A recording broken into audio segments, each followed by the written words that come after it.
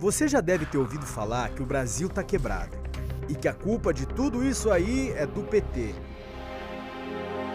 Mas você se lembra de quando o PT governou o país? Nada a ver com esse Brasil de hoje.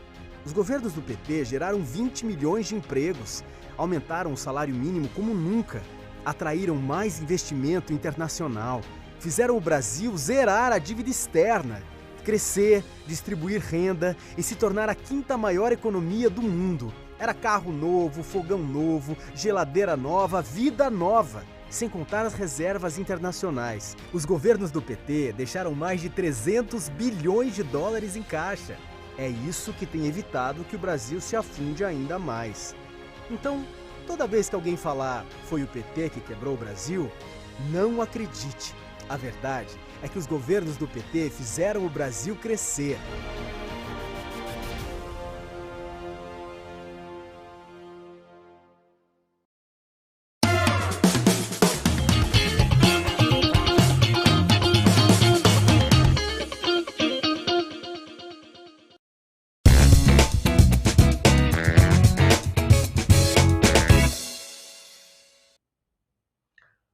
Boa tarde, minhas amigas e meus amigos da TV do Partido dos Trabalhadores. Hoje nós estamos aqui para conversar com Joaquim Soriano, dirigente de assuntos internacionais do PT e que acaba de chegar da Colômbia, onde ele acompanhou ali, de perto, como observador do partido, o primeiro turno da eleição presidencial. E nós vamos falar com o Joaquim Soriano um balanço do que foi o primeiro turno e as perspectivas do segundo turno. Ele que conhece o país, conhece esses assuntos muito bem. Soriano, seja bem-vindo. Estou muito feliz de contar com a sua presença aí. Vamos ter uma conversa bastante animada e com muita informação, que é isso que você traz. Obrigado, Paulo. Isso é satisfação para mim. Só pequena correção, eu sou o secretário de Assuntos Institucionais do PT.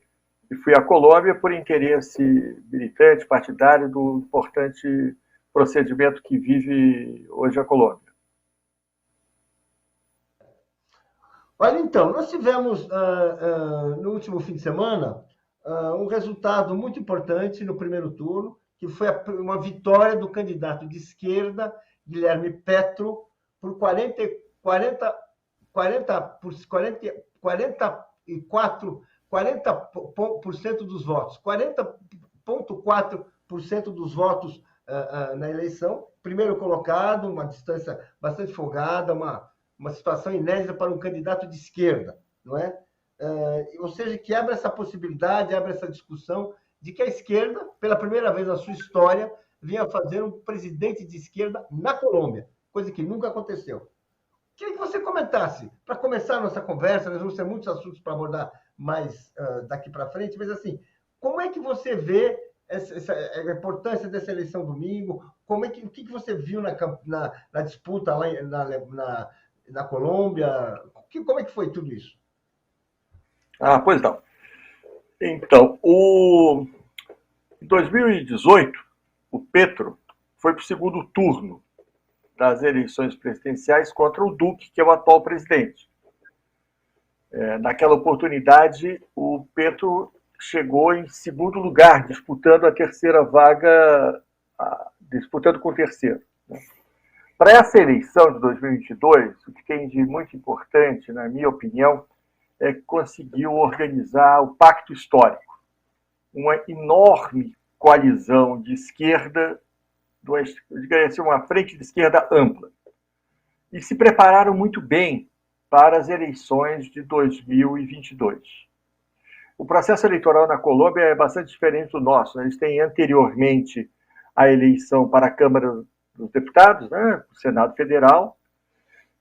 Depois eles têm, dentro de cada coalizão, uma primária para escolher os candidatos de cada coligação. Né? Aí também teve uma vitória muito importante das forças progressistas, que foi o Petro, ficou em primeiro lugar com uma enorme vantagem. Em segundo lugar, ficou um candidato da direita. E em terceiro lugar, ficou a Francia Márquez, também uma candidata de esquerda, que, ao final, foi escolhida pelo Petro, pelo Pacto Histórico, para ser a candidata a vice do Pacto Histórico, portanto, vice do Petro, né?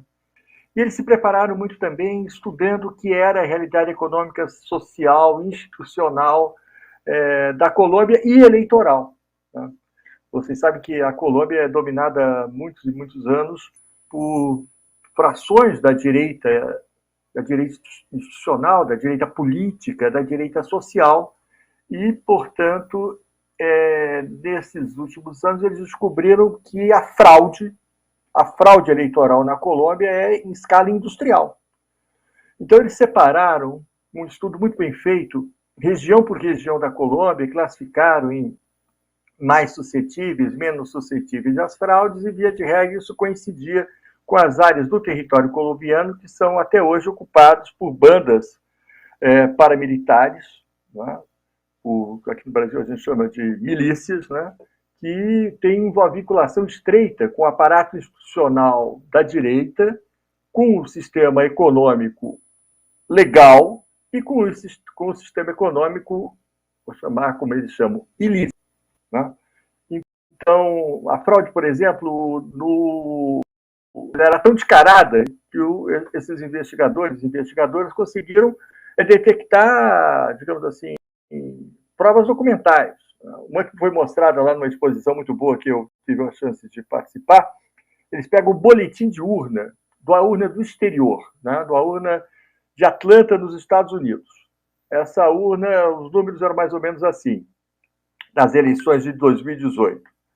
Número de votantes, 780.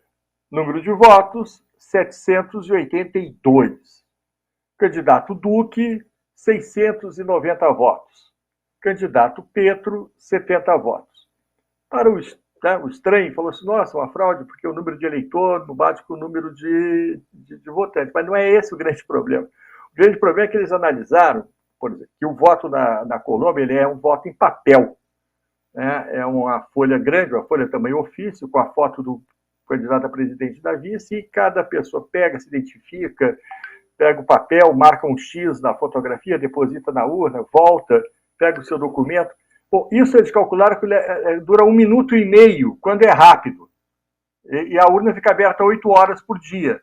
Então, o máximo de uma urna que tem agilidade na votação dá 360 votos. Mas o boletim de urna tinha 780. Nessa diferença entre o Duque e o Petro. Então, eles organizaram.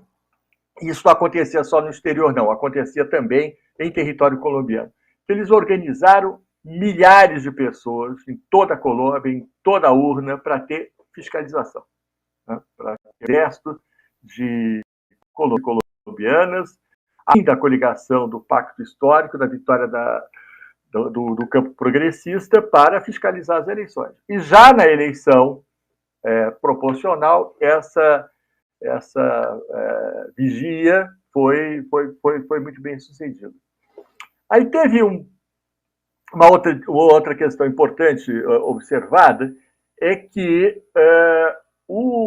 já lá atrás, o candidato do Uribe, que é o grande chefão, né, foi presidente da República, o grande chefão da direita, ele já tinha perdido na primária da coalizão dele.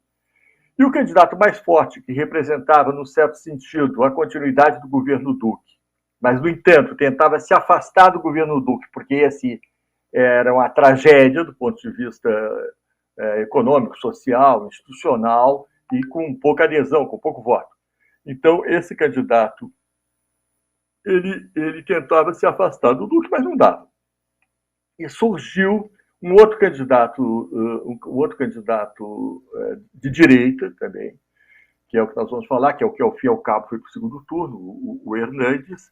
Mas, durante toda a campanha, a expectativa do Pacto Histórico era enfrentar o Fico, né? Era enfrentar o candidato, aspas, preferencial da direita. Então, se prepararam muito para isso. E, na opinião deles, se prepararam pouco para enfrentar o Hernandes, que é uma figura, aqui no Brasil, para usar uma imagem assim, é um coquetel diabólico que mistura Collor de Mello, Sérgio Moro, Bolsonaro. É um troço estranho. Por quê? Porque ele foi prefeito da cidade, do interior, é um senhor de 77 anos, empresário da área da construção civil, que organizou uma aliança chamada Aliança dos Governadores contra a Corrupção. Mas ele mesmo, quando foi prefeito, é acusado, julgado, como ter participado de uma corrupção importante, o que era ele, prefeito, favorecer a empresa do filho dele, né, na construção civil. Mas é um tipo, no discurso, na televisão, muito agressivo contra a corrupção, contra o sistema, todos são podres, ele é a novidade. Daí que eu botei o ingrediente Collor de Mello, né, lá em 89, para quem tem memória disso. E ele ultrapassou, nos últimos dias de campanha, ele ultrapassou a preferência para ir para o segundo turno contra o Petro. Na Colômbia, as pesquisas param de ser divulgadas uma semana antes do pleito. Então, mas nas pesquisas internas do Pacto Histórico dá para perceber uma ascensão desse candidato Hernandes, né? Que, num certo sentido, cata um voto também de descontentamento com o atual regime, com o antigo regime que dominou a Colômbia durante muitos anos. Acho que você quer fazer uma pergunta. Exatamente. Eu queria que você falasse de uma personagem que apareceu nesse primeiro turno, e que a personagem, assim, ela teve voto de 800 mil pessoas, ela é uma liderança que parece que ela surge, ela acontece, ela fala para aquele eleitor que não tem o hábito de ir para comparecer à votação, ou seja, ela pode ser muito útil no segundo turno, muito útil quando vai ser necessário mobilizar essa parte do eleitorado que ficou em casa no primeiro turno, que é a Francia Marques. Eu queria que você falasse um pouco dela, porque ela ameaça ser a grande personagem dessa campanha, personagem assim que pode realmente virar o jogo, pode garantir a vitória, não sei. Essa é a impressão que eu tenho, vendo todas as características da campanha que você mesmo falou aí. A França é uma paixão para a esquerda latino-americana, do mundo inteiro, porque é uma companheira que já tinha uma projeção internacional muito forte na sua luta. Ela começou muito jovem numa luta na sua região contra uma mineradora, né? E com o passar do tempo, ela incorpora na militância social uma liderança muito importante, uma mulher negra, feminista, anticapitalista, que nunca concorreu a cargo público institucional nenhum, né? E esse resultado, esse surgimento, essa eclosão dela na cena política nacional já se deu na primária do Pacto Histórico. Essa que ela foi a terceiro lugar, né, dos votos. O primeiro e terceiro lugar foram do mesmo Pacto Histórico. Na região da França, a vitória do Pacto Histórico foi de 70%. Né? Em Bogotá, onde o preto foi prefeito, foi mais de 50%. Então, ela já teve um papel muito importante na campanha, seguramente terá um papel importantíssimo nesse segundo turno, por conta do que você mencionou.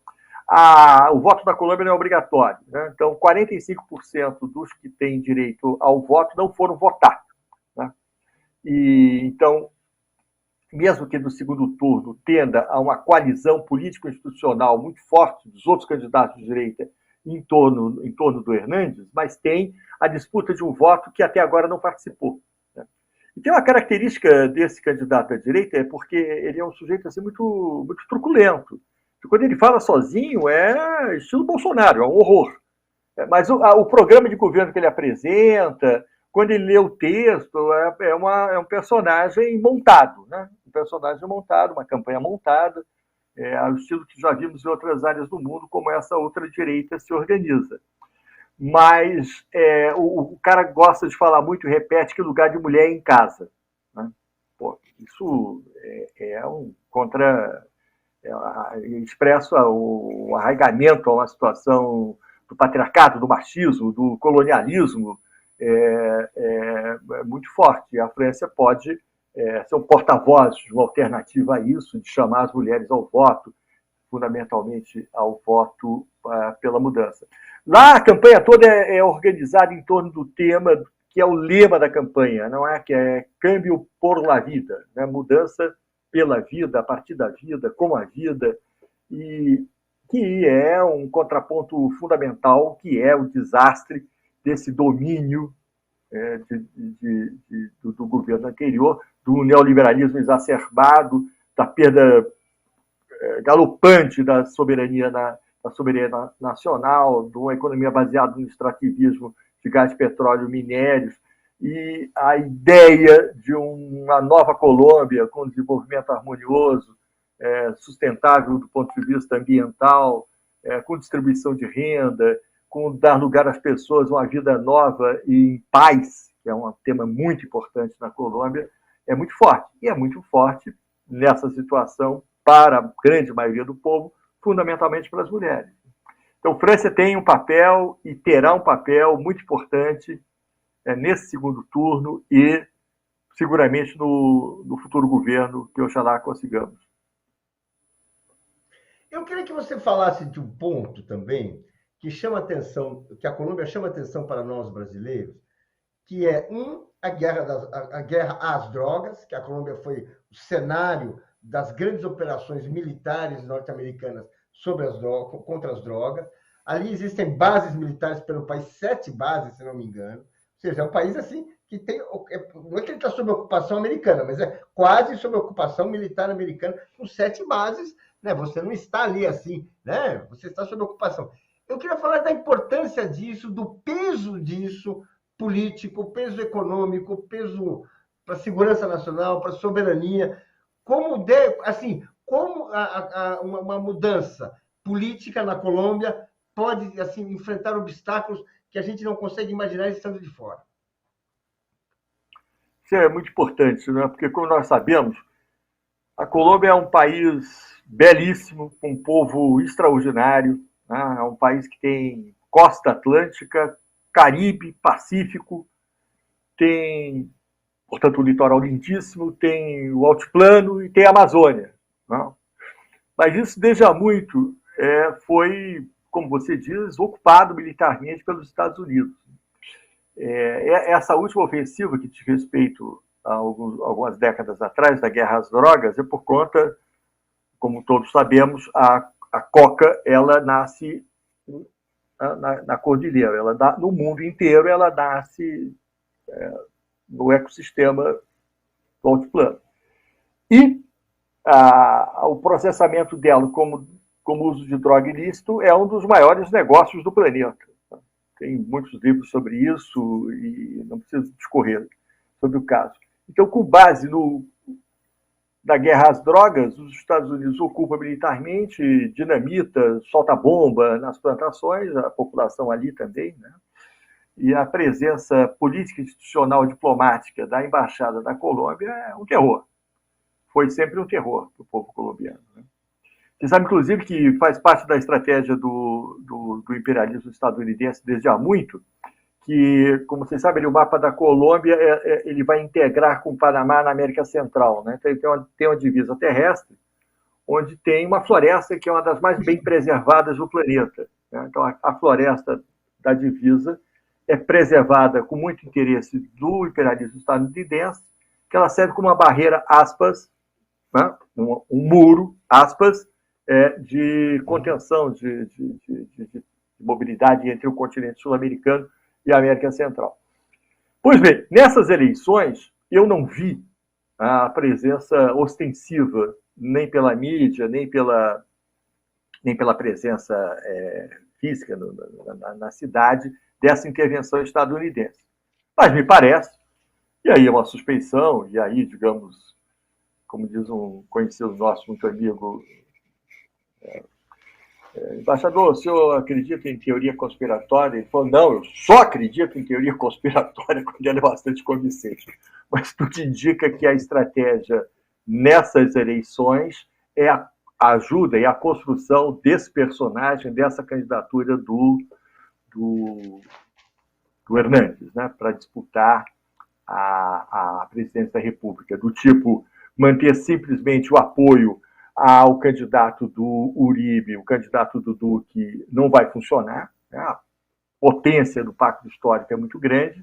A gente precisa, como já fizemos em outras partes do mundo, e aqui no Brasil nós conhecemos muito bem, nós vamos inventar uma nova fórmula de fazer campanha. Né?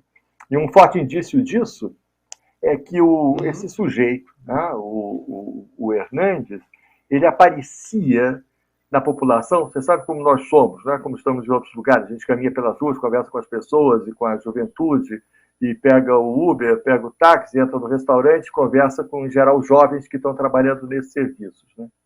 E eles chamavam o Hernandes de uma forma muito simpática, que era o velhinho do TikTok. Tu imagina, um sujeito ultra reacionário, de 77 anos, já foi prefeito, aparece na campanha com uma imagem, o velhinho do TikTok. Realmente fica atento para essas coisas, né? Mas, enfim, frente a isso, é que, corretamente você reforça, o interesse usando de forma delicada, a embaixada americana de impedir a vitória de uma frente progressista que prega uma nova vida, prega a paz, né? Prega a paz na Colômbia. Isso é muito importante, né? As pessoas em várias comunidades possam voltar a viver, a conviver, a produzir. Como eu disse antes, tem regiões da Colômbia que eles simplesmente impedem o voto, né? Que essas milícias impedem o voto, diferente de certas regiões do Brasil, como nós sabemos, que obriga a votar nos seus candidatos. Lá simplesmente impede um direito mínimo de cidadania.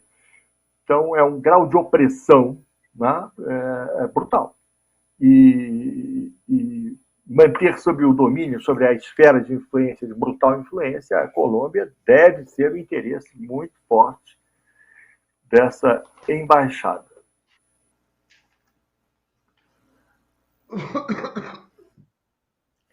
Qual que é a impressão que dá, inclusive a vitória, a passagem do Hernandes para o segundo turno, é que existe uma rejeição muito grande ao mundo político oficial do país. Sabe, aqueles políticos que estão ali há muito tempo.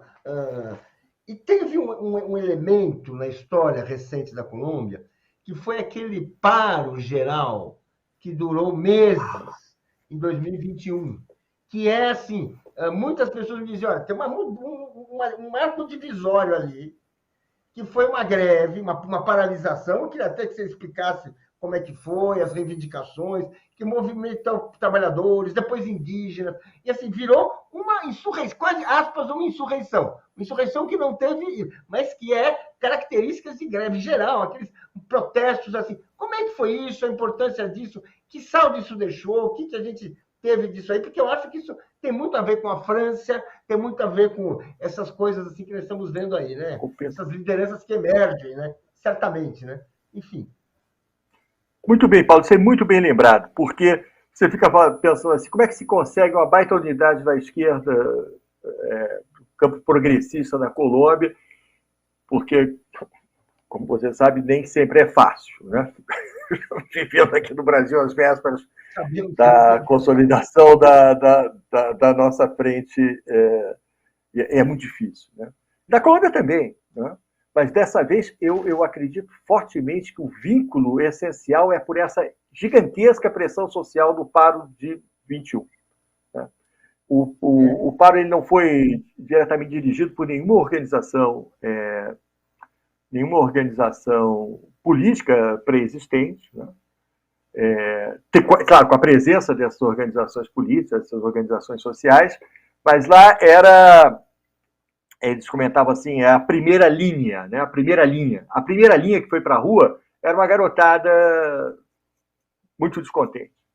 Isso atraiu, foi uma faísca, foi uma fagulha, foi um gatilho para gigantescas mobilizações de ocupação da cidade. Quando a expectativa era durar poucos dias, se espalha semanas e cria um caldeirão social de demonstração evidente do descontentamento com a crise econômica, social, política, do déficit democrático, da ocupação militar, brutal. Na minha impressão, de outros, né, companheiros que eu conversei na Colômbia, isso é o caudal que leva à constituição do Pacto Histórico e à constituição da chapa com Petro e França, né?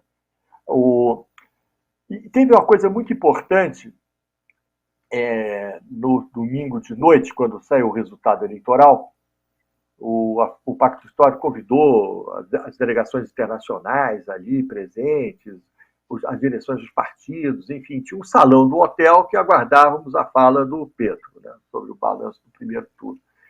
E bom, muita gente lá fora, e bota telão, e eles utilizaram um jeito de apresentar que eu achei muito bacana, muito legal, que atrás tinha um grande telão que mostrava cenas da campanha e tal, e mostrava o resultado eleitoral a partir da Justiça Eleitoral colombiana, né? Urna por urna, região por região, qual era o resultado, e o Petro e a França só apareceram no palco quando dá a última urna, quando deu o resultado final da eleição. Então, o plenário já um pouco angustiado, porque o resultado das últimas urnas, como sabemos, vai muito lentamente. E o Petro apareceu acompanhado da sua família, de um lado, e do outro lado a França acompanhada da sua família, uma família super diversa, super legal, super bonita, né? Com a sua filha que é branca. E o Petro senta e fala assim: tem uma boa notícia. Ganhamos! Ganhamos e vamos ganhar na segunda volta, né? No segundo turno. E aí começou a mencionar algumas regiões, qual foi o resultado expressivo da vitória do Pacto Histórico, já comentei aqui, na região da França foi 70%, e muito importante para o segundo turno foi ele dizer que ganhamos em Bogotá, onde ele foi prefeito. Tá? E fazia parte da campanha da oposição dizer que ele foi um péssimo prefeito. Ele falou, bom, se fosse com o resultado de Bogotá, eu já seria o presidente da República. Né? Isso foi muito forte, muito importante. E aí, eu achei muito inteligente a fala dele, realmente algo muito significativo, porque aprendeu imediatamente que o espírito do primeiro turno foi um espírito de mudança, de votar contra o regime anterior, contra as instituições anteriores, etc. e tal, e frisou muito claramente: mudança, câmbio por la vida é conosco. Por isso que nós precisamos ganhar no segundo turno. Porque a outra opção é o suicídio. Então, é uma mensagem muito dura de responsabilizar a frente política do Pacto Histórico, as organizações sociais em torno da campanha do Pacto Histórico do Petro, presidente da Colômbia. E a cada cidadão que está sofrendo com a situação atual. Tá? Então, é uma mensagem de segundo turno de um confronto político, pacífico, de grande envergadura. E é isso que continuo acompanhando nessa semana, e vou acompanhar seguramente todos nós nos próximos dias, essa disputa importante. O que aconteceu de lá para cá? Nos primeiros dias, logo, da primeira noite, logo o candidato Fico da direita, que representava o uberismo e o governo Duque, já declarou apoio ao Hernandes, e depois apareceram... Tem um candidato a vice do que tirou o quarto lugar, que declarou apoio ao Petro, que é importante. E alguns parlamentares que estavam eleitos, portanto, né? As eleições legislativas são anteriores, que faziam parte de partidos das coligações de direita, que não vão com Hernandes, que vão com Petro e França. Mas, já disse, a força fundamental não vai se dar por esse apoio institucional formal dos partidos derrotados, mas principalmente atrás de ampliar a votação bastante entre aqueles que não votaram até agora. Você, pensando na sua experiência, seu conhecimento, experiência brasileira, experiência que você viu na eleição na Colômbia, certamente você refletiu sobre outros países. Você estava falando, eu estava vendo assim, e se na Colômbia o voto é voluntário? Na Colômbia as pessoas não precisam ir votar. Numa situação como essa, em que há um descontentamento, o voto voluntário, o voto obrigatório, talvez fosse útil para a população votar de acordo com os seus interesses. Ou seja, o pessoal vai para a urna, ajudaria a aumentar os votos da oposição no segundo turno, que nós estamos vendo que o risco de uma reviravolta é muito grande. A gente entra no segundo turno querendo defender o resultado do primeiro, né? Porque, vamos dizer assim, toda a força agora é fazer a frentona para impedir o Petro de ganhar. E eles contam com a desmobilização popular, né? Eles contam o eleitor que não vai votar. Não é curioso isso? Se o voto fosse obrigatório, talvez fosse mais factível, mas menos complicado, menos obstáculos para... Ajudaria, enfim, o voto popular? Olha, eu não sei, isso é uma polêmica muito grande, né? Inclusive aqui no caso brasileiro, que uma época aí os setores da direita queriam transformar em voto voluntário, né? Cada vez mais que no caso brasileiro, o Lula, o progressismo, tem mais voto entre as camadas populares, etc. E tal. No caso da Colômbia, é a ver, porque como tem esse problema, olha só, os territórios limitados dominados pelas milícias, daí a gente pode utilizar o método brasileiro, né? Obrigar, com base na atuação armada, a votar na direita. Realmente não. Rigorosamente assim, não é imagem, não é uma metáfora. Então, aí eu não sei. Mas o voto lá, enfim, não é obrigatório, mas é chamar o povo a votar pela mudança. Pela mudança, isso tem muita força. Porque, rigorosamente, é isso. A situação de vida das pessoas é como está aqui o caso brasileiro. Né? Aqui no caso brasileiro, para falar da situação social, econômica e tal, basta ir na rua, olhar, né? A paisagem urbana de São Paulo, caminhar pelas praças, não só do centro da cidade, nas periferias, mas aqui nos bairros. Eu moro no Butantã, sobe a Rebouças para dar uma olhada, né? Então, na Colômbia também. O número de gente na rua sem nada, desvalido e tal, é enorme. Isso é, digamos, o piso, porque tem as situações dramáticas de emprego, saúde, educação e tal. Então, eu creio que o chamamento ao voto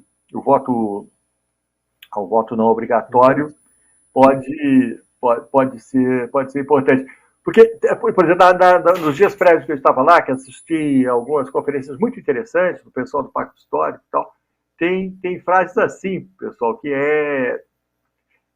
o maior problema é a fraude, mas essas são as eleições mais democráticas que estamos vivendo.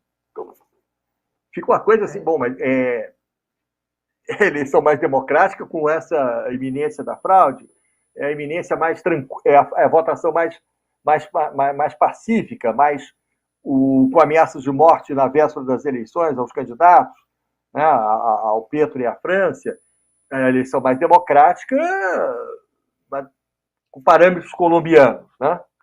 Isso é muito dramático. Vocês sabem que a véspera os últimos circuitos pelo interior da Colômbia, em certas áreas, essas mesmas áreas, nem o Petro nem a França foram cancelados. Né?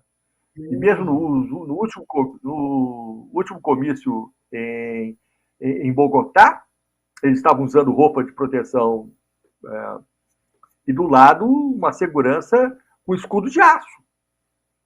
Mas eles diziam, não, essas são as eleições mais democráticas que nós já vivemos na Colômbia. Você fala, uau! Mas, enfim, dia 19 de junho, uma disputa, uma corrida não é nem de 100 metros, é uma corrida de 50 metros, de levantar essa população para exercitar o seu voto e o voto certo. Você enxerga que uma parte dos eleitores que ficaram com outros candidatos pode mudar de lado, ou será preciso chamar novos eleitores para fazer essa diferença, para impedir assim que o Petro seja alcançado e até superado? Não, sem dúvida. Não, eu estou dizendo que tem um foco importante, porque é um contingente de eleitores do eleitorado muito amplo, né, que 45%, parece que é essa estatística, que não exercitaram o voto. Mas é claro que dos eleitores dos outros, todos, inclusive do Hernandes, tem que chamar o voto pela mudança. Isso não tem valor estatístico nenhum, é só impressão pessoal. Num desses jovens com quem eu conversei, aleatoriamente, a primeira opção de voto dele era o Petro, a segunda era o Hernandes. E para outro, esse outro era do hotelzinho que eu fiquei lá. A primeira era invertido. A primeira opção de voto dele era o Hernandes, a segunda era o Petro. Mas era um voto, todos dois eram claramente um voto por mudança, um voto contra o regime anterior. Né? O governo o continente inteiro está vivendo esse período de desmonte de conquistas, de ataques a direitos, né? E que nós no Brasil enfrentamos isso assim de uma maneira bastante agressiva e bastante duradoura. Na Colômbia existiu essa fase, existiu isso. A Colômbia, como é que está sendo esse processo, o chamado ajuste na Colômbia? No Brasil, a gente vê que eles estão tentando destruir as conquistas do governo Lula, até mesmo anteriores do governo Lula, da Constituinte é um alvo permanente. E na Colômbia, como é que está se dando esse processo de retirar conquistas, direitos? Como é que está? Como é que isso todos os governos fizeram? O sofrimento da população aumentou? Como é que é? Explica um pouco isso. Lá começou antes, né? Lá o desastre do neoliberalismo aliado ao autoritarismo é anterior, né? Não se esqueça disso. Além desse ingrediente terrível que nós já comentamos, que é a presença das Forças Armadas dos Estados Unidos com a falácia da guerra contra as drogas. O governo anterior ao governo Duque iniciou um processo distinto, né, da paz.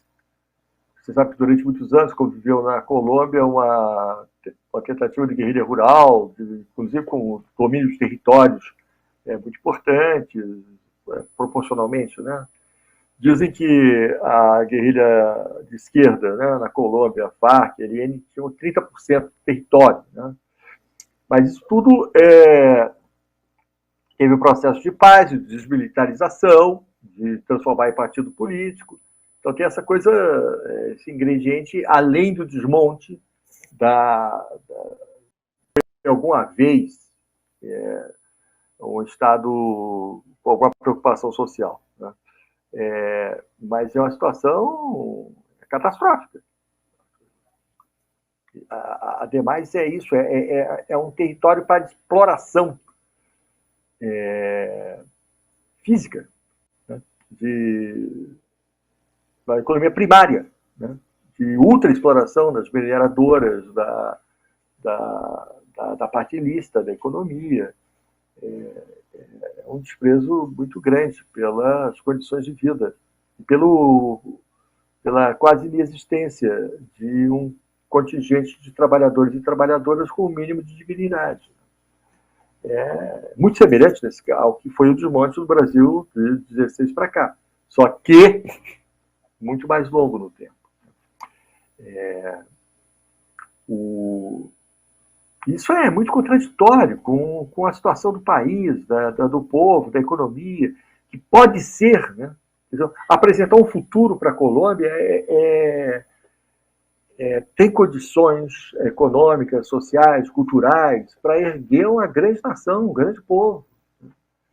Eles são muito orgulhosos da sua tradição. Eu vi em poucos lugares assim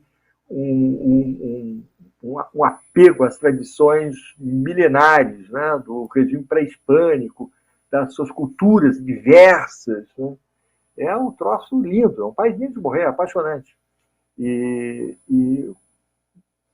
uma pata do imperialismo sufocando há muitos e muitos anos, né, com governos absolutamente vinculados a tudo que não presta no planeta. É um troço a ser resgatado. Então, tem essa mensagem de câmbio por la vida, de esperança, combinado com o que você bem lembrou, que não está pregando para uma população inerte, né, parada, muito pelo contrário, uma população que se levantou, um povo que se levantou no Paro de 21, e é uma energia militante encontrada em todo canto, né, que pode conduzir a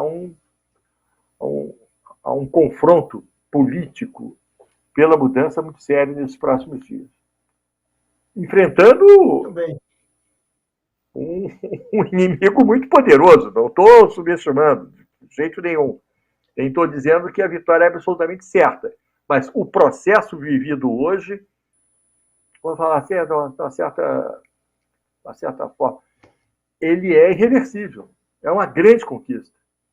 Ir para o segundo turno com 40% do eleitorado com base nessa mobilização social é muito importante.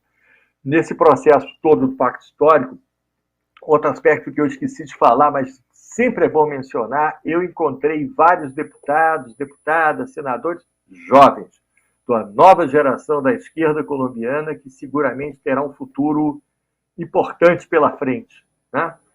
Gente, que tem toda uma geração da esquerda colombiana, digamos, como todo o caso brasileiro também, né, Paulo? Olha para os nossos cabelos aqui e tal. Mas tem uma turma entrando que é muito potente. Você usa também essa tinta cinza, assim, e tal. Fica mais combinando, sabe? Mas, Soriano... Mas isso também é um... Fala. Não, era só isso, que o resultado esperado, disputado, é a vitória eleitoral, que é fundamental. Né? Mas esse processo ele já tem saldos positivos muito importantes para a Colômbia, para a América do Sul e para o mundo. É isso aí. Soriano, você falou que você tem as palavras de um jesuíta que você me ensinou, que você pode, eu vou pedir para você repetir, que é quando a gente vai falar, a gente não precisa ficar falando muito não, porque cansa, né? Então, eu acho que a gente terminamos a entrevista, eu queria que você se despedisse. Foi muito bom, gostei muito do teu relato. Se tiver mais o que acrescentar, por favor, acrescenta. E podemos ir já, porque foi muito bom o seu depoimento. Muito obrigado, Paulo. Esse jesuíta foi um... Eu estava no colegial, no colégio jesuíta, tinha um professor, gosto de contar essa história mesmo, tinha um professor que era um grande cientista da área de química e tal, nos anos 70, né? E aí, um dia a gente foi conversar com ele, um grupo de alunos, ele celebrava a missa do colégio no domingo de manhã. E era uma missa muito rápida, durava 20, 25 minutos. A gente tinha um grupo lá que queria cantar na missa dele. Ele falou assim, pois não, mas que sejam breves para não encher o saco dos fiéis. Então, cumpridar muito a conversa e repetir, eu aprendi a rir e costumo utilizar. Eu queria agradecer muito ao convite da TV PT para poder participar aqui. Espero que a gente possa acompanhar o segundo turno das eleições lá com muita atenção. Você vai voltar para a Colômbia? Rapaz, eu vou te contar. Quando eu comprei essa passagem, ninguém acredita. Eu comprei ela muito baratinha. Mas agora eu fui ver, está um preço um pouco... Enfim. Um pouco salgado. Vamos ver. Está um pouco salgado. Mas, enfim, não preciso dizer, para terminar, o óbvio, né? A importância que tem a eleição na Colômbia para o impacto aqui no Brasil e em toda a América do Sul, no Brasil especialmente, porque temos uma eleição daqui a pouquinho, no mês de outubro, né? Seguramente a vitória do campo progressista repercutirá aqui em outros campos de forma muito forte, né? E a eventual vitória de uma mistura diabólica, nem sei se o diabo merece esse epíteto, porque o troço é horror. É muito ruim, principalmente para o povo colombiano, e ruim para todo mundo e para a América do Sul. Muito obrigado mesmo, um grande abraço a todos e a todas. Dá um jeito de ir, porque a gente faz o segundo, faz a volta. Vamos lá, fazer uma vaquinha.